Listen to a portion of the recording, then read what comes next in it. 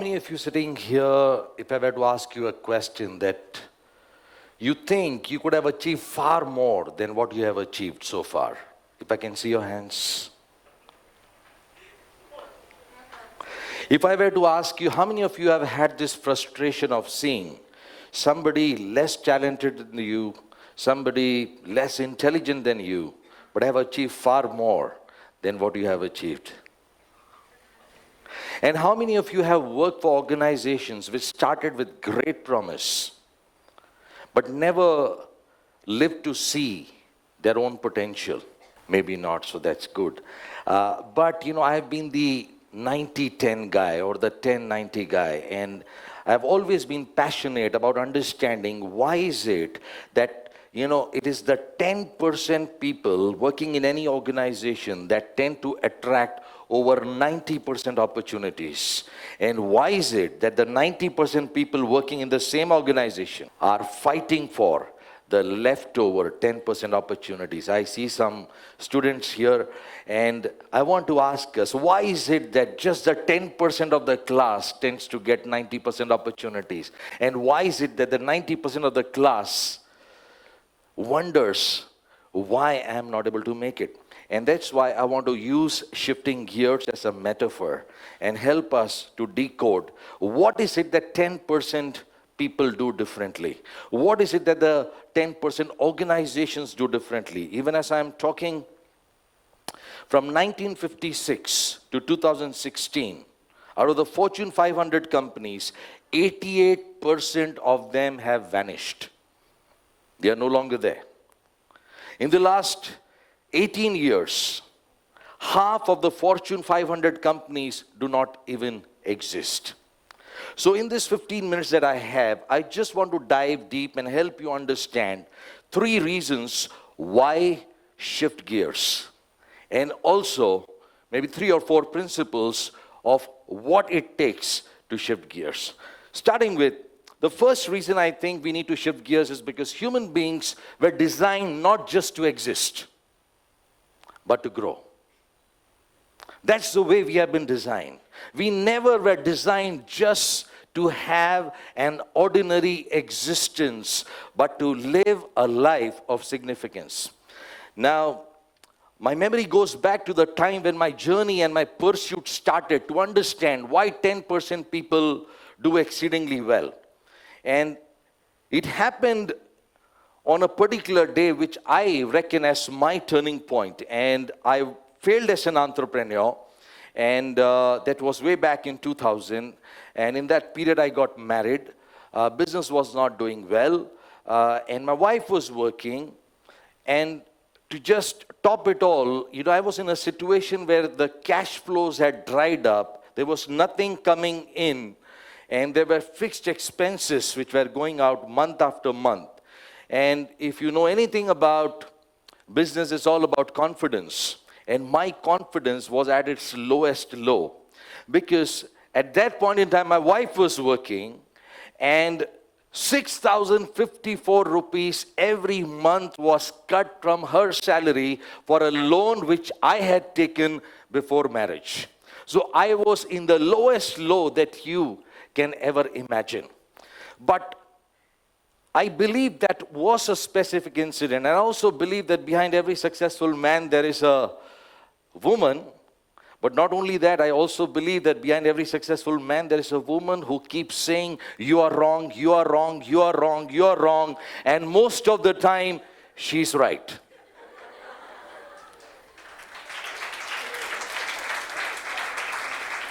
And it happened that day that we were having a fight. And I don't know how you guys fight, those of you are married, but in my case, I'll tell you, the first minute's about her and me. The second minute is about her people and my people. The third minute is about, the place that she came from and the place that I came from.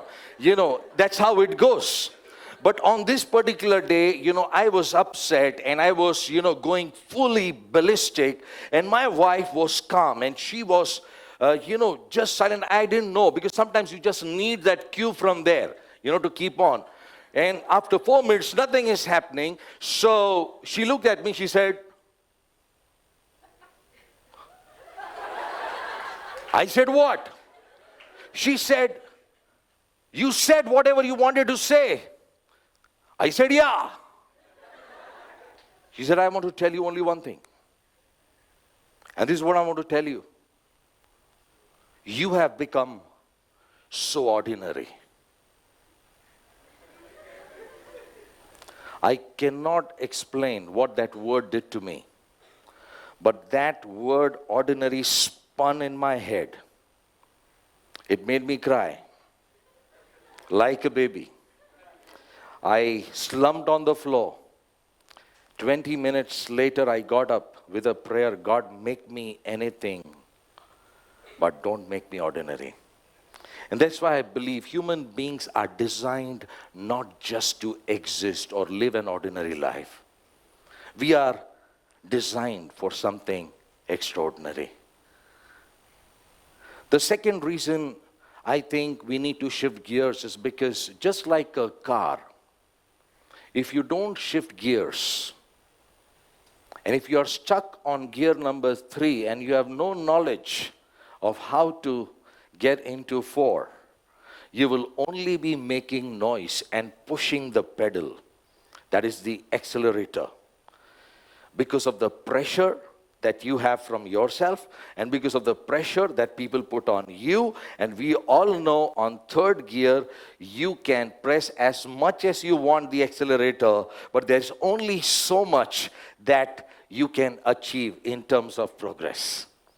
And reason number 3, I think we need to shift gears is because I believe one day we need to give an account for all the talents, for all the opportunities that we were provided with.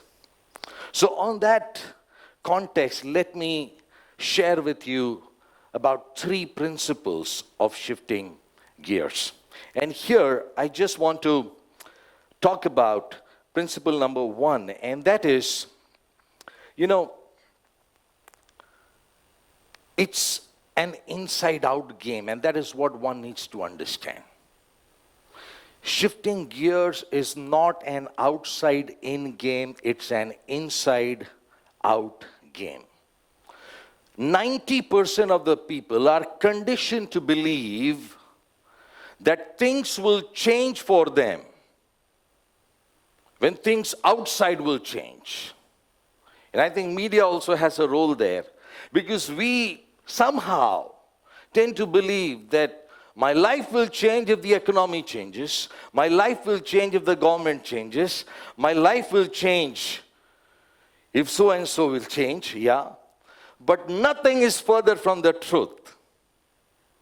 Our life will only change when we change, because it's an inside-out game, not an outside-in game. You give me a person, I will have a conversation with them for 15 minutes, and I can reasonably and accurately tell you that this person is talking about an inside-out game or an outside-in game. And I will share the secret. When you are speaking to anyone about any particular challenge, and when you are discussing why things are not happening, if the person has an outside-in game, 3 things you will notice. They will justify, they will blame, they will complain. But if somebody is playing an inside-out game, they'll be focused on 2 things, and that is, what is it that I want and how to get it. Yeah? So the first principle is, it's not an outside-in game, it's an inside-out game. We also need to recognize when to shift gears. And this is how I like to explain it, the concept of 3 circles. And how we can be mindful about shifting gears. Now, these 3 circles, the first is about your ability. The second is about your passion. And the third is about your responsibility. There are things which you can do. There are things which you want to do. And there are things which you have to do. But you know what? You can understand that you need to shift gears if your life is moving in any one of these circles, which means you can do things, but somehow you do not have the passion, or nobody's going to pay you for doing that. Sometimes we may be wanting to do things, but we do not have the ability, and nobody's going to pay us.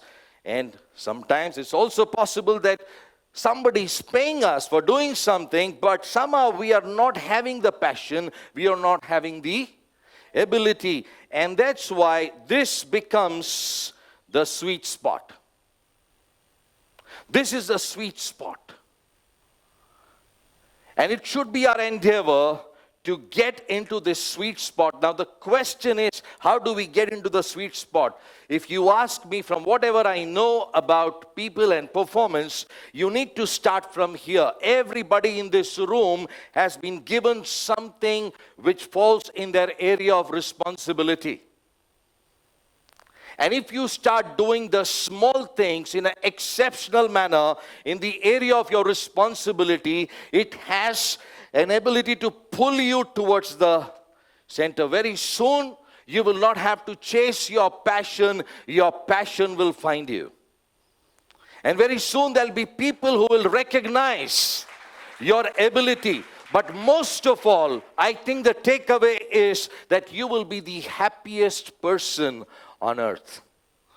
Because most of the time you are doing things which you can do, which you want to, and which you have to. So that's the second principle. When do we know that we are out of gear? And our response has to be to just get into this sweet spot of success. The third thing I want to share here is, it's not about just the gears. Because we all know that a vehicle runs on fuel. But for you and me, that fuel is purpose. You know, the purpose of life is to live a life of purpose. Some of you may say, well, I don't know what is my purpose. Then that becomes your purpose. Discover, why is it that God sent you? Because remember, I said one day you and I have to give an account. Yeah? And now, the third thing I want to share is that shifting gears is not just about being intuitive. It is also about being counterintuitive. It will not make sense. And that's why 10% people tend to do those things which 90% people fail to understand why they are doing. Understand the game. And in being counterintuitive, I want to share two things. Number one, in every vehicle, we have something called as a reverse gear. Progress is not always about moving forward. Progress is also about stopping, pausing, and sometimes the best thing you could ever do is to retreat and then move ahead.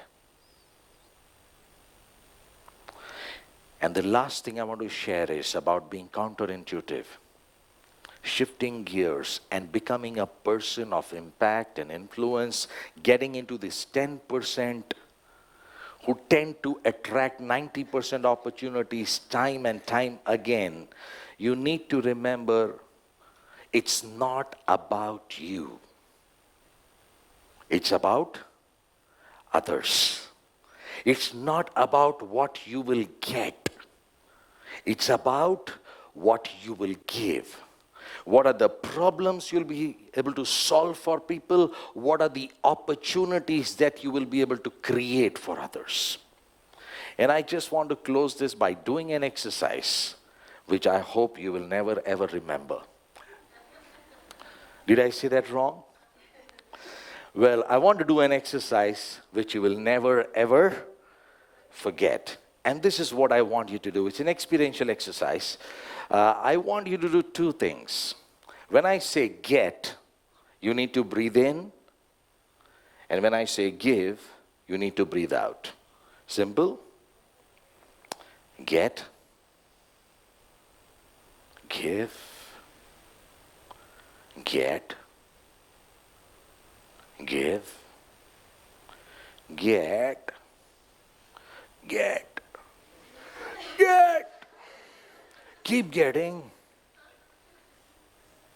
You know, if we keep getting without giving, we will choke to death.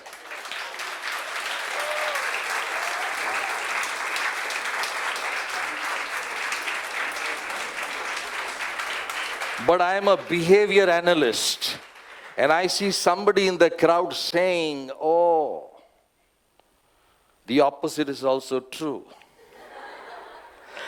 But my dear friends, it is never the getting that begins the process of receiving.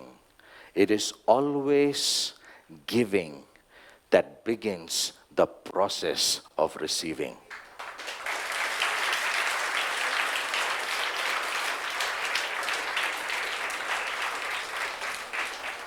So in conclusion, live the best life God intended for us. You and I were not designed to exist, but to live a life of significance, influence, and impact. And one day we need to give an account. Thank you very much.